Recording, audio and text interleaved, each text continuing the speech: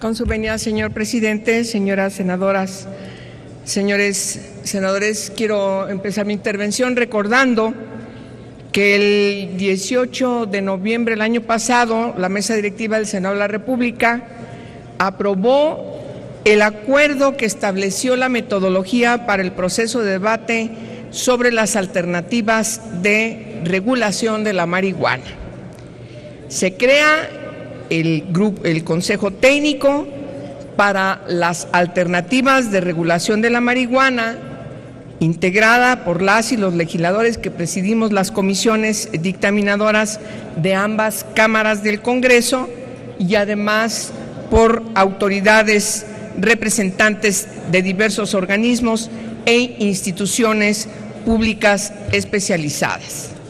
Durante meses se celebraron audiencias públicas con una amplia asistencia y participación de la sociedad civil que mostró un gran interés en escuchar y cuestionar a los miembros del Consejo Técnico y a distintos ponentes que se dieron cita para debatir profundamente y además para presentar diversas propuestas.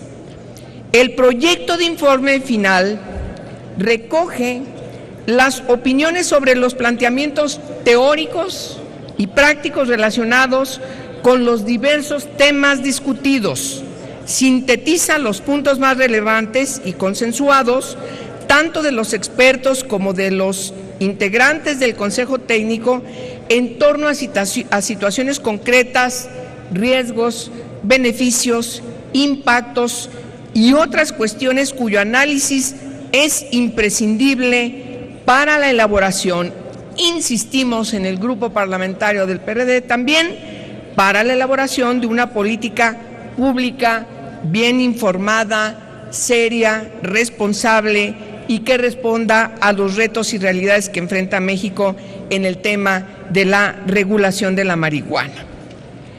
¿Qué buscaban con estas discusiones las y los expertos convocados?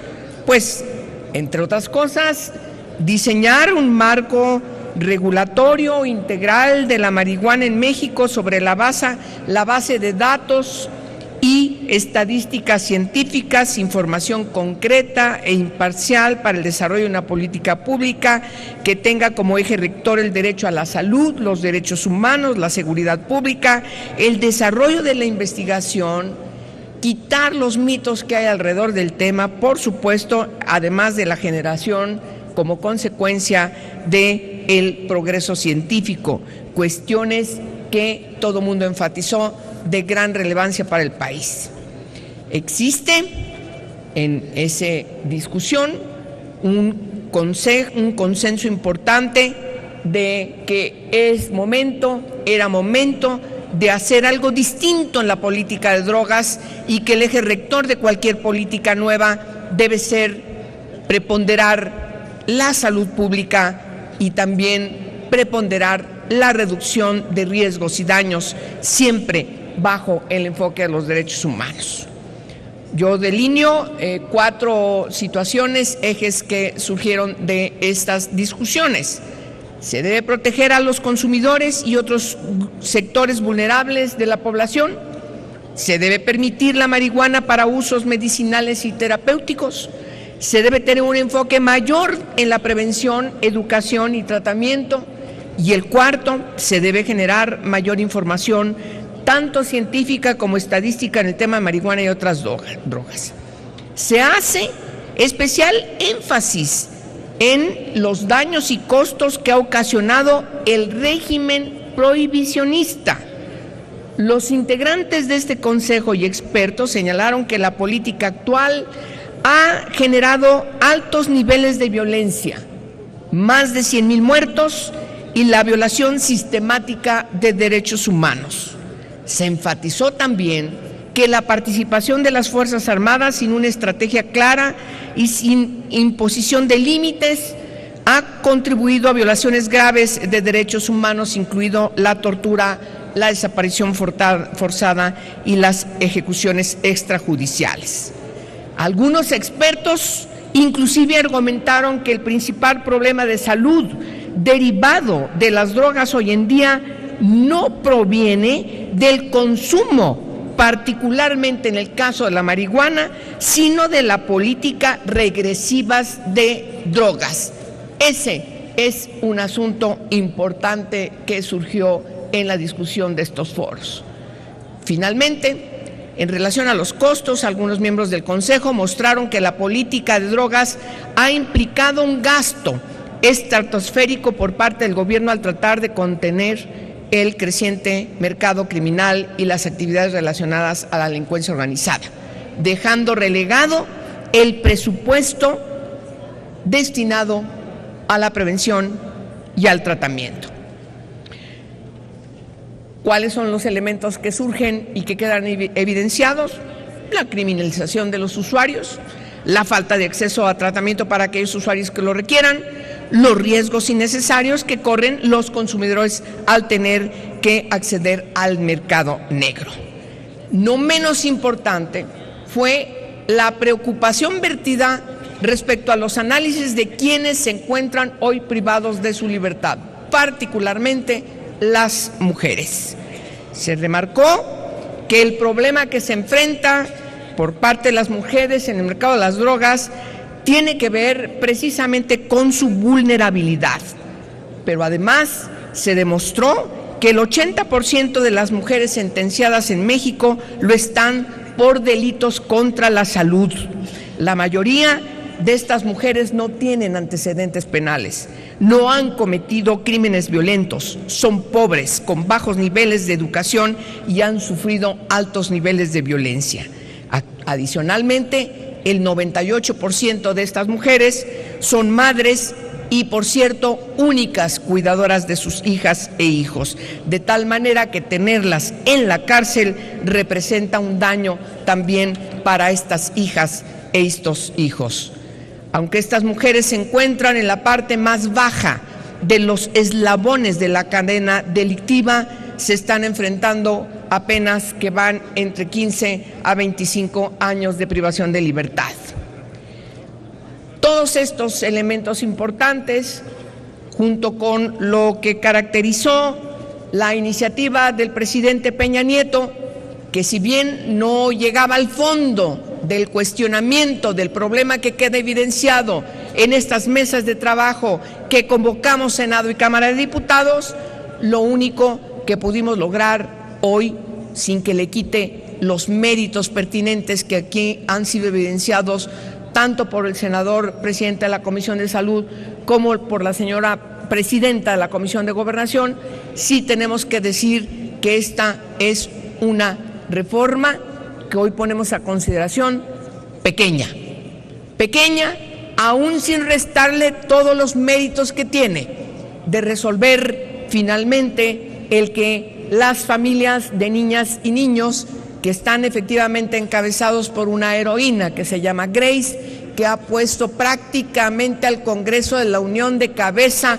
para que finalmente nos pongamos de acuerdo en un dictamen como el que hoy ponemos a su consideración. Un dictamen que ciertamente todavía en los últimos días tuvimos que lograr resolver algunas modificaciones para evitar la criminalización de quienes consumen marihuana, para quienes o usan o incluso tienen un problema de mal uso, pero también de quienes tienen un problema de adicción, que es un tanto por ciento mucho menor de quienes por alguna situación consumen o han consumido marihuana. El problema que queda evidenciado en estas consultas es necesario volverlo a retomar. Tantos estragos puede tener como consecuencia el abuso, la adicción al alcohol o al tabaquismo, como lo puede tener con la marihuana o como con otros elementos. Es decir, lo que mandaban las expertas y expertos en estos debates es quitarnos de la cabeza todos los mitos, todos los obstáculos que finalmente se contraponen a hablar y ver la realidad. La guerra contra las drogas ha fracasado y le ha costado mucho a nuestros países. No de embalde. Estados Unidos y particularmente varios estados de este país vecino poco a poco han ido avanzando en la legalización de la marihuana, no solamente para usos medicinales, sino también para usos lúdicos. Hoy tenemos un dictamen que es importante aprobar porque urge. ¿Cuáles son los méritos? Aquí se han mencionado. Simplemente quiero rescatar que fue muy importante que hayamos quitado esa adición al 193. Fue muy importante. Es muy importante que hayamos decidido el tanto por ciento del THC, que todavía no está considerado como psicotrópico, para que se pueda efectivamente garantizar el uso de estos suplementos alimenticios que necesitan las niñas y los niños que, como Grace, hoy están esperando tener posibilidades de acceder. Bien sea que las autoridades de COFEPRIS van a tener que abrirse a la posibilidad de que esto se concrete, insisto, en beneficio de estas niñas y de estos niños. Sin embargo, aun cuando abramos la posibilidad de que el cáñamo se pueda ver en el contexto de otro tipo de producciones que no tiene nada que ver con el uso de la droga como tal, también es importante señalar que qué bueno que nos pusimos de acuerdo en lograr una adición en este adendum. No quito méritos de ninguna manera, al contrario, este dictamen que hoy ponemos a consideración abre ese edificio enmohecido, lleno de terror, lleno de persecución, de criminalización, en donde adentro están miles de personas que hoy están en los centros de privación de libertad por alguna circunstancia, a veces inclusive por tener un poco más de 3 gramos como lo establece la ley, a veces simplemente por eso, o por no haber cedido al chantaje del policía que, aún teniendo menos de la dosis que permite la Ley General de Salud, no tienen posibilidades de acceder al chantaje de la policía. De ese tamaño es el problema que tenemos hoy en México. Y este dictamen que hoy ponemos a consideración abre una puerta pequeña a ese terrible edificio enmohecido, oscuro, lleno de arañas, culebras y todo lo peor que puede estar adentro, como una película de terror. Hoy estamos abriendo una puerta para que entre el aire, para que entre el oxígeno, para que entre la luz. Y en ese sentido, sí, es meritorio el dictamen que hoy ponemos a consideración, y felicito, en primer lugar, al presidente de la Comisión de Salud por todos sus buenos propósitos para lograr que se desatorara, lograr los consensos para que este dictamen hoy llegue aquí. Es cierto, a Cristina Díaz, que también estuvo siempre pegada, viendo, aunque sea es una pequeña reforma, pero abre, y a la senadora Graciela Ortiz, que como siempre también se sume a este cometido. De tal manera que felicitémonos, pero sigamos trabajando para atender todo lo demás. Gracias por su atención. Gracias, senadora de la Peña.